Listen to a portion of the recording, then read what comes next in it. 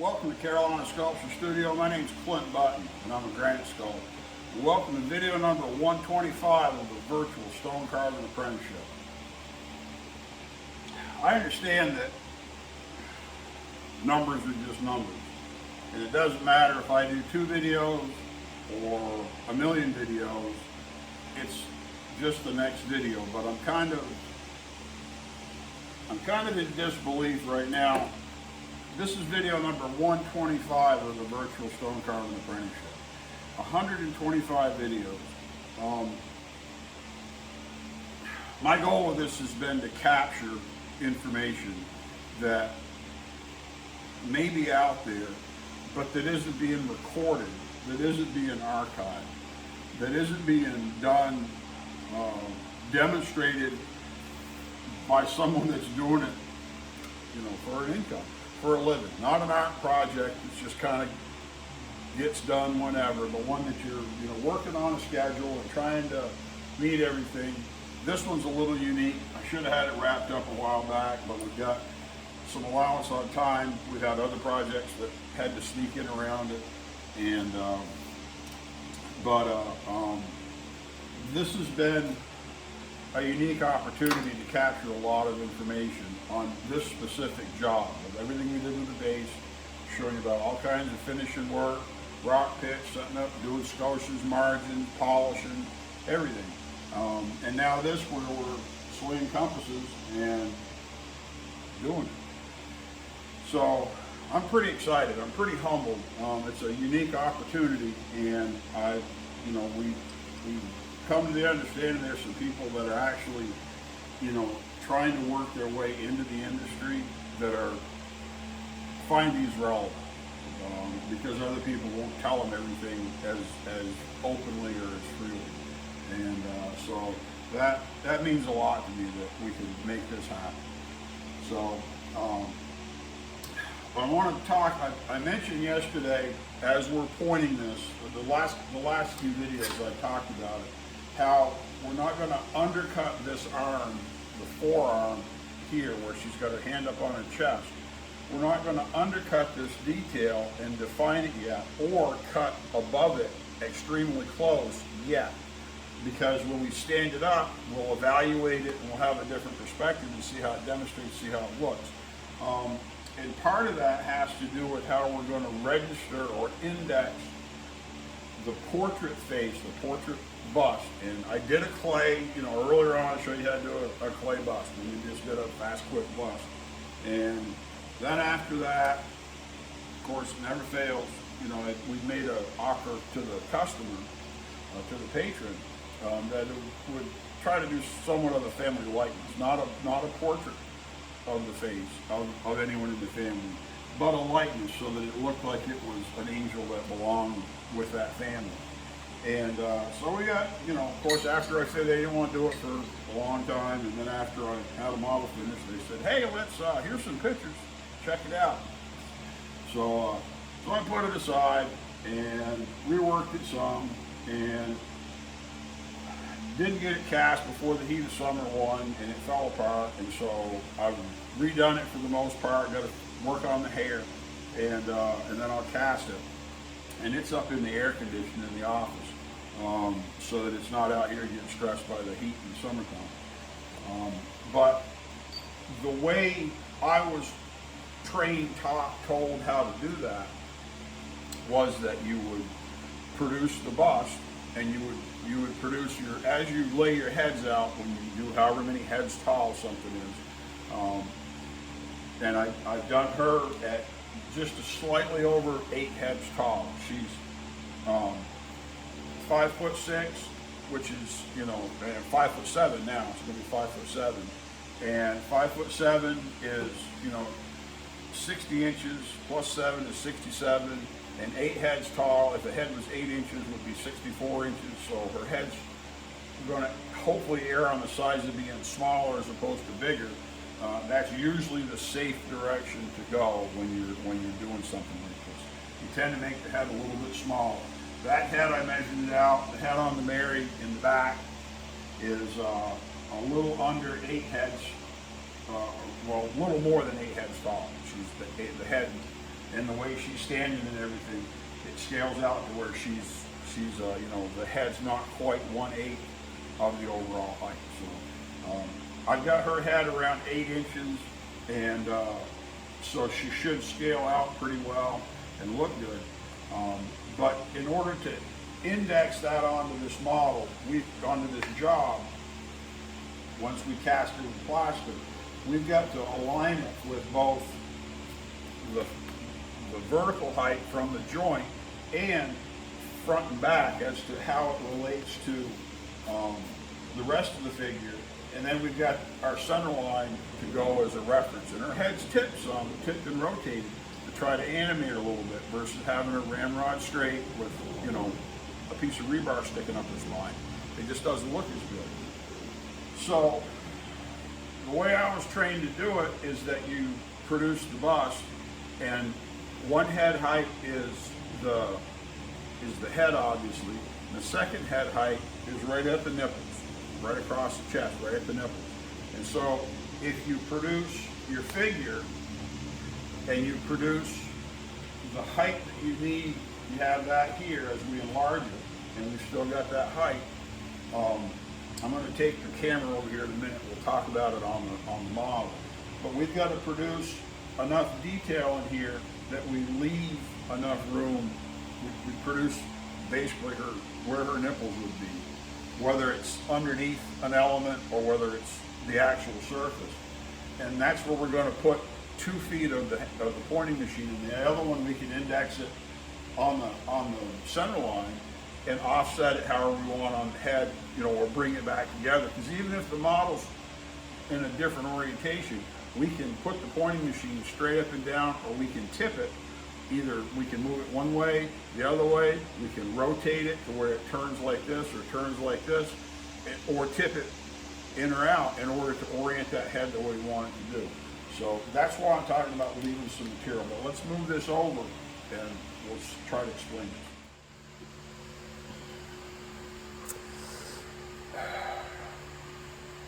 Okay, we've got the model.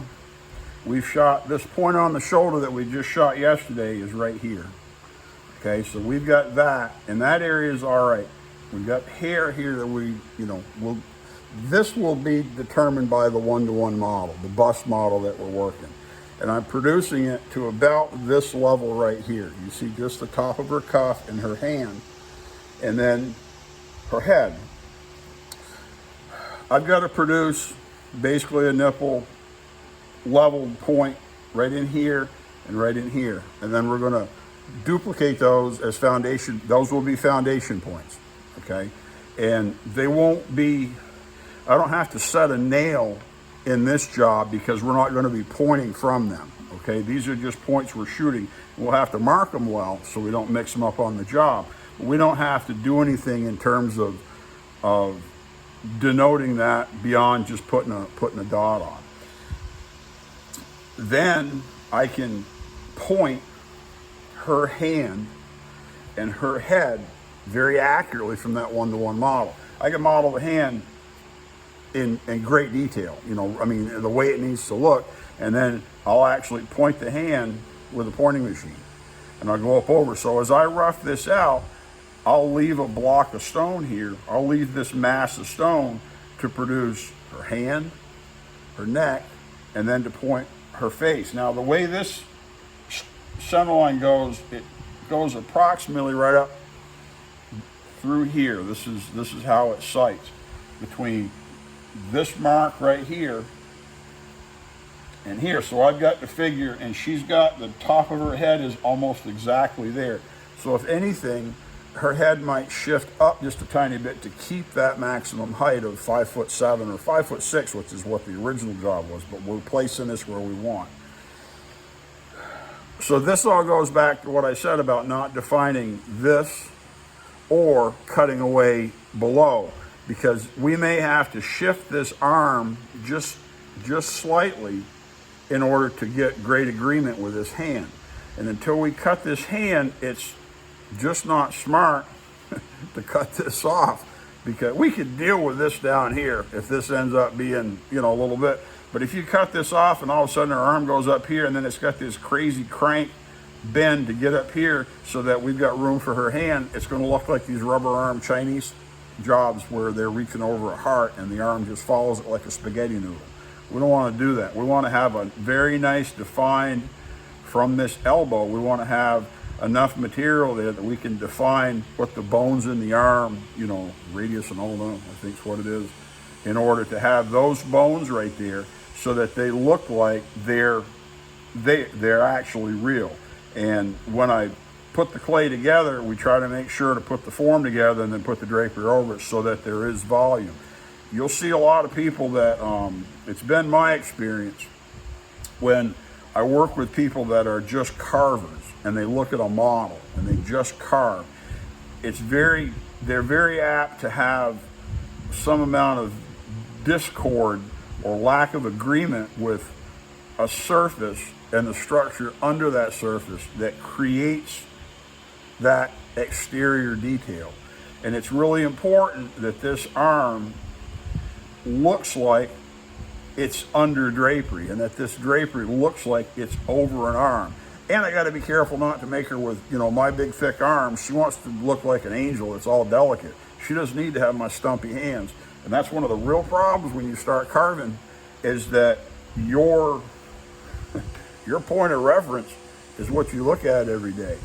And if you're a man, you're going to end up having these stumpy, thick hands. It looks like she cut stone for a living, or milks cows, or works on motorcycles, or whatever. And that isn't necessarily what you want in a pretty angel. By the same token, you know, a lot of the imported work that comes over, they have features that's more typical of Asian anatomy than it is, you know, anatomy from, you know, America or Europe or whatever you want, whatever it is, where they look like white people and you're expecting it to look like that, and instead it looks like somebody that's from China. But that's who they look at. If I had to carve for that market, it would be really difficult for me to produce that anatomy in an authentic manner that the audience over in China would accept it and say, yeah, that looks like, you know, that looks like somebody that lives right on my street. So it isn't necessarily good or bad, it's just what it is. But you have to learn to be able to do your models so they look appropriate. And the old work was done, I may have mentioned this, it was very common to have someone that did hands in the heyday when there were busy studios. There was somebody that may specialize in hands or hands and feet or just feet. There was somebody that was really good with drapery. There was somebody that was really good with floral. And a job like this would go through 3 or 4 different people. There might be somebody that was really good with wings and feathers. And so somebody else would do a bunch of the work, and then they'd let a specialist do the other part, and it can really make them pop. It's difficult to be a jack of all trades and do all of these details well. So, but I can point and I can do clay. And so I'll make my models, finish this model up and cast it. And even if you've got a model that's short, say for instance, you had a short bust that had a very short cape on it that only went down to like right here, you can add an armature to the outside of that model that provides you that 2 head lengths down to the nipples for your foundation points on that model. Just extend the model. You know, you put a chassis on it and secure the model to it so it can't move around in it, and work from there. But that's why I'm talking about leaving material and not committing it. I don't want to cut myself off if I need to shift this arm up just a tiny bit. It shouldn't make any difference in the elbow. It shouldn't make any difference up here. I'm not going to cut this off either, but it may look better if I tune it a little differently than what it is. If it looks great, I'll have this on the model, on the 1-to-1. I can shoot this back if I've got this roughed into shape. If this ends up being a low spot, it's going to get caught in the bottom trough of some drapery. And but I know that I'm roughly there. So I'll have to shoot a point in this area. But if I go here, I'll measure down a head length down. If I'm here, I've still got 3/4 of an inch on this model, which means when I enlarge that, I'm going to have about 1 inch of room there that I could move this, wiggle this around, and make that arm agree really well. And then when I put this on, we can make that hand get right where it needs to be and finish all this detail up around the top. All right, back to pointing. Okay, shooting this one point there on her nipple. And you can obviously see it's right beside this whole arm. And if we're going to move that arm, that means I got to be really careful. So I went ahead, I shot the point, get in here, see it. You can see that's ready to be shot. Now, this caliper comes in from here. I just barely got clearance to run along the wall. These other two, this is going away and this is going away. But this is critical because this is the top of her forearm.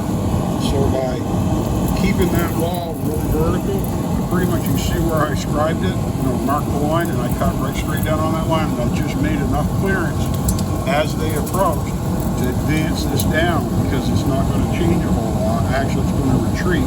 I'll make it really tight. I also tried to make sure that I had a caliper that had a point that was curved like this, so it could come back in, not one that was tipped like that. This is the shoulder issue I talk about. You got to play with your compasses. I actually got one of my longest ones for doing this and did a whole new compass just to be able to have it tip back in. See, now I've got extra material on top of her forearm, so when I shoot her hand, I can make this forearm match the hand. That's more important than making the hand match the forearm. Hope that should make sense. So now I can run this out here and round this off some and have all that cleared up. So we've got my shoulder here and down to her breast, with her arm here and over to how far her chest comes out. And this is way down on her shoulder. It's not like it's up on top. So this is pretty far down. So this should be a good match. We'll keep going. This is another good lesson. Okay, I'm roughing this out. Just plowing it off with a big machine, ripper, 9-point, whatever, and I'm just hogging off stone. And all of a sudden I pop off a piece that's got red pencil on it. You see a little bit of red pencil? I'm like, where did I knock off? There's no red pencil there. Okay, you know what it is? Cut my finger.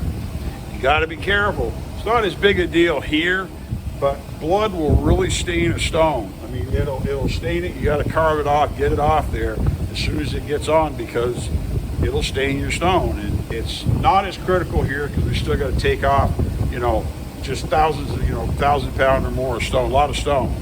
We're not anywhere near a final surface on anything except down here on the side. But when you're doing this, you'll get just going away and you'll nick your finger and it'll bleed. And it can be a problem with getting blood on the stone. It can be a problem if it doesn't, depending on how it is. It's real bad in the winter when it's super dry and your hands get chapped and they crack. Oh man, it's so hard to keep them taped up so they don't bleed and so that they'll heal. You really got to work on it. So that's really the only reason to wear gloves is to protect your skin against abrasion. And I've got some of the cut-resistant woven gloves that are dipped, and they're made for handling like metal and glass and everything. And the ones I've had are phenomenally durable. I'll try to put it on sometime. They got a shark on the front. I forget what the name of it is. But we got them to try them one time. They're really good. Your hands breathe pretty well. But it's about abrasion. And after you do this some, your hands they won't be all rough, but you'll have some calluses still protected.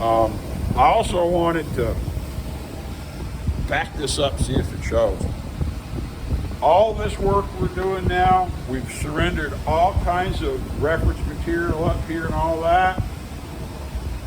It's so nice to have this done. We can match this from the back easily and then axe it. It's so easy to produce this when you've got a perfect reference from the top, from one side. And if you got to have it match, we'll match it from the back. And you can do it all from the back as well. But having this to start with, to know where we're going to be, to know where this edge is, to help keep all of this in contact, is a really big deal. Okay? So just something to keep in mind. You forget about this stuff as you're working. You sort of let it go, and you don't think about it. And boy, it makes all the difference in the world. Back to cut. I want to make a few points. When you're working with your model, I think it's beneficial, it helps me, to have the model in the same attitude as the job, standing up or laying down, so I can compare them side by side. And you have a good idea of how they look, where they are, where things are.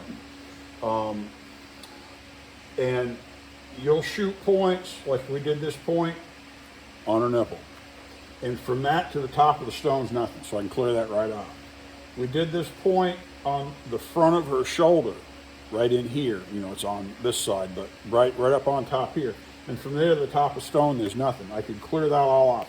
I don't want to surrender this flat because this is reference. And it's easy to just saw it right off. You know, when we get to that point, we can cut way down in here and just cut it right off. But I'd rather leave it here to have it to help set everything up, just because I don't want to surrender that easy reference. I can lay a straight edge from here to the joint, across, whatever, and drop pendant lines and get all kinds of ideas and information so easy and so fast. I'll leave this until the end, okay? And that's part of the delay and gratification that's really important, because if you just start carving the pretty things first, they're going to put the pretty things on there and they ain't going to have nothing to do with the important stuff. And things will be in the wrong place and you won't be able to fix it. Okay, so don't surrender for that. I remember seeing a job years ago. They had it on TV or something, and it was out of Colorado, and they were carving I think it was a nude woman sitting on top of a grand piano, you know. And the first thing that they did was they carved the pretty face of the woman, and she was just on this big flat piece of stone. Okay. That's not the way I would have done it. His job, his stone, do whatever you want. That's not how I would have done it. Because I've seen too many jobs go astray because something was placed in the wrong position.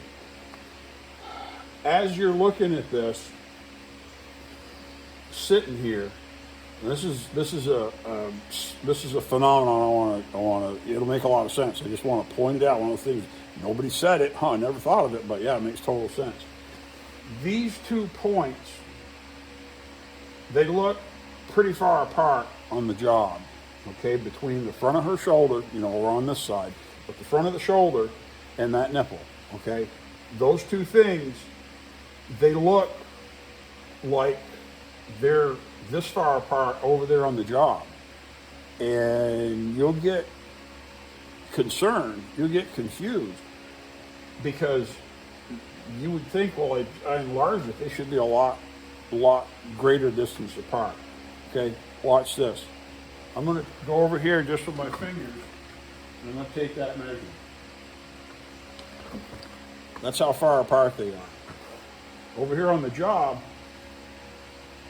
that's literally 2/3 of how far apart they are. What you're seeing is that this is like doing either a single point or 2-point perspective drawing. And because this is scaled, if we had a horizon point off near the wall, whatever, and this line went right to there, and this line went through this point, and that point on the shoulder right to the wall, and then this point and on the stone and the point on her breast on that went. They constituted a line that went straight to that same horizon point or origin point on the wall. They would both be, those lines would line up perfectly.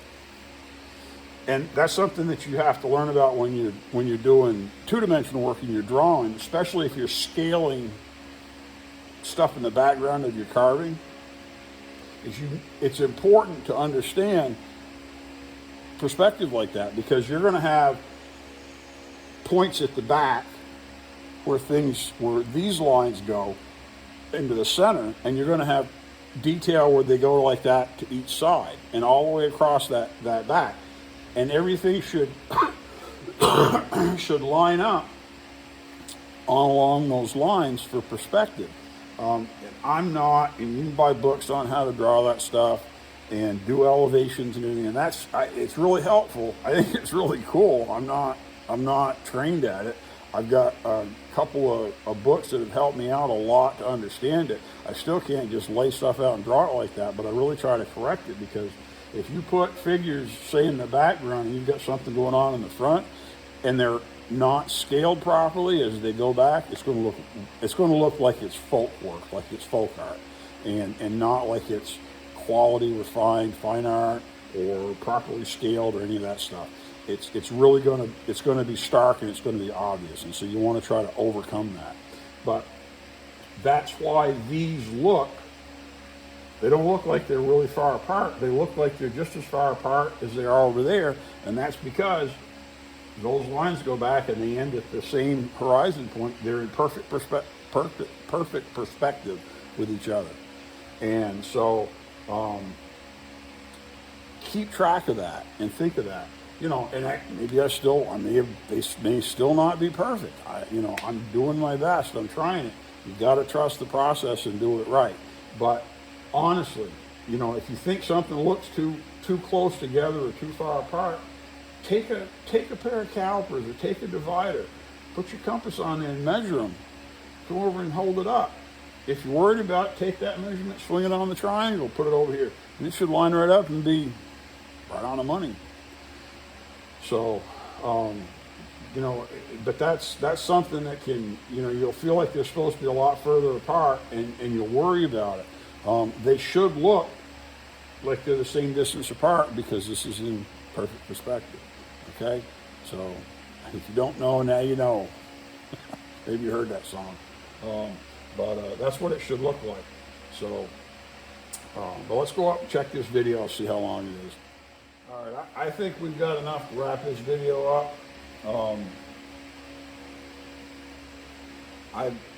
I'm really humbled by the people that are watching this and the people that find this relevant.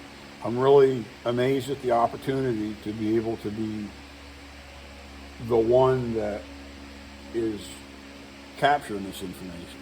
I don't know how else to put it without sounding, I don't even know. I mean, I understand why people haven't written this down and why they haven't told everybody or made a video or whatever.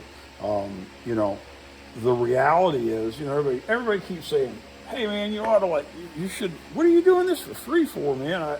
I'm sure I've got one mentor, I know he'd read me the riot act. What are you doing this for free for? You ought to be getting paid. You don't do this stuff for free, you get paid for it. Okay, I understand that there's only a small percentage of people that actually watch these videos, and I'm not talking about there's only a few hundred. I mean, there's only probably 10 or 20 people that are really focused on these videos, that are doing more than skimming through them, try to see when I'm doing something instead of talking.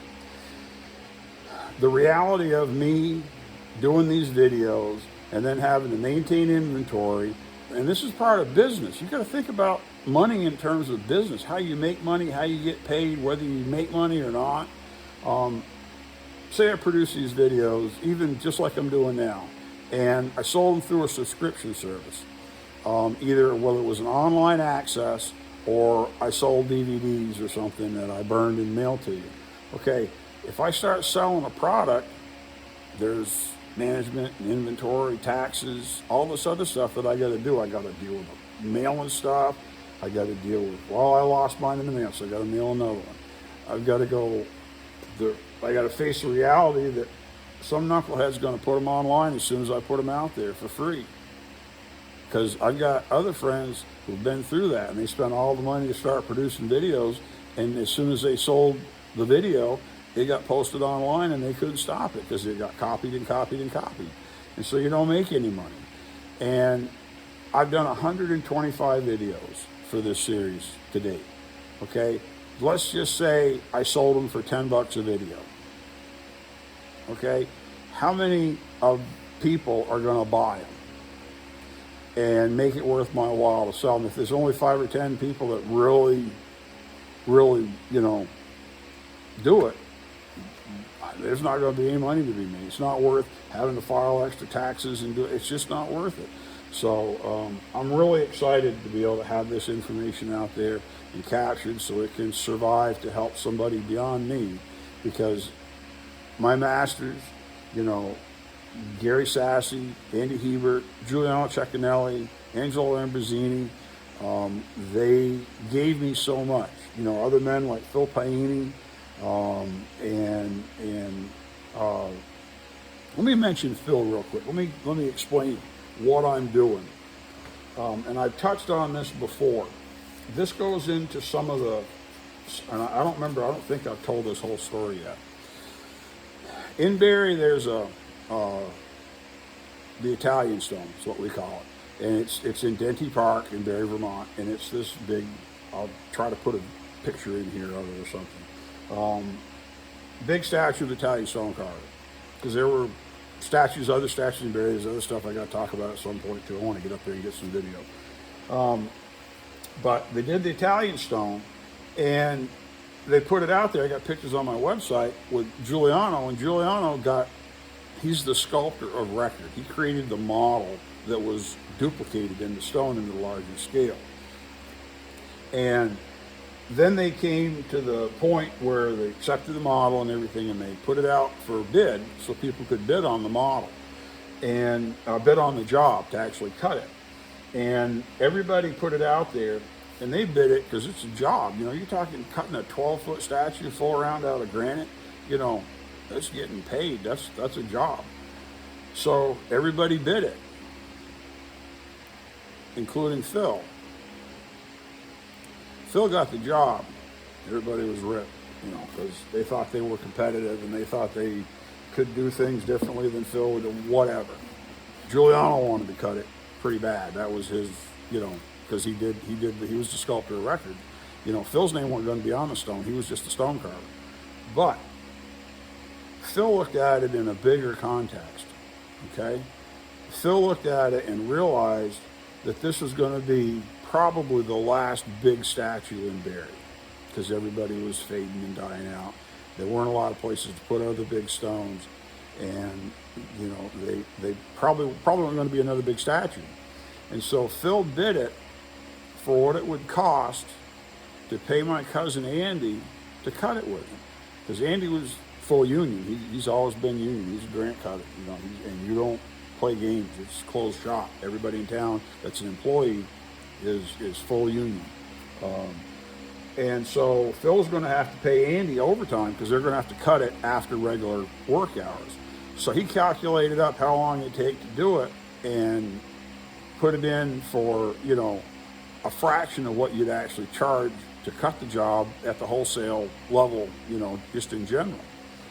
Because Phil understood this was going to be the biggest statue in town. And so he sort of pulled the rug out from under everybody else, took advantage of the opportunity, and now Phil Paini's the one that cut the biggest statue in town. And Andy was working under Phil at that point, and this was before he trained me. This was back in the 80s. And they cut that great big statue and put it up. And everybody knows Phil Paini cut that stone, as far as all of us, we know. And it wasn't about money, it was about opportunity. It was about a legacy. And I've been given the same opportunity with this video series. Won't make any money at it. I'll spend my money. Phil had to put all his money up to pay to do all this work, but he had to pay in. That's all he was trying to get the money for. So he came in at a fraction of what everybody else was. You know, we've got some liberty with this stone. That comes at a cost. We've got, you know, all the time to do this, you know, the casting, you know, all the materials, everything. This is all out of my pocket. But I'm thrilled because this is a chance for me to have my big Italian stone and do something that everybody else had full opportunity to do, but they didn't do it. They were looking at the wrong, or they were looking at a different goal. Not necessarily the wrong goal, but they were looking at the different goal. What do you want to accomplish? What do you want to achieve? Do you want to do a stone? Do you want to be a sculptor? Or do you want to have an impact on a craft and a trade, and to do it in a responsible way where it isn't about greed, it's about being selfless and sharing it to perpetuate it the same way other people did with you. That's the really cool part. So I feel lucky to be doing this. I'm thrilled that y'all have stuck around with me during this, and you're continuing to hang around. I can't wait to get this stone pounded out to start carving the fun stuff and do it. There's still a lot of work to do, but this is a special opportunity, once in a lifetime. I think it's historic. I think it's amazing, and and maybe nobody else will ever think that. I don't care. I succeeded. I got to do it, man. And sometimes that's all that matters. We don't sign our stones. We put them out there in the cemetery. And I know what I cut, and Andy knows what he cut, and Gary knows what he cut. And if we know each other well enough, we can look at that stone and say, yeah, Giuliano cut that, or Dario cut that, or Mr. Cicchini cut that, or Jerry cut that. We know. And that's the important part. And so even if this gets lost, along the way in terms of a career, it's been captured right here. So thanks for hanging in there. I really appreciate it. We'll wrap this up, video number 125 of the Virtual Stone Carving Apprenticeship, and video number 200 of my videos on my YouTube channel, which blows my mind. My name's Clint Button. I'm a granite sculptor at Carolina Sculpture Studio with a Virtual Stone Carving Apprenticeship. Thanks for coming in.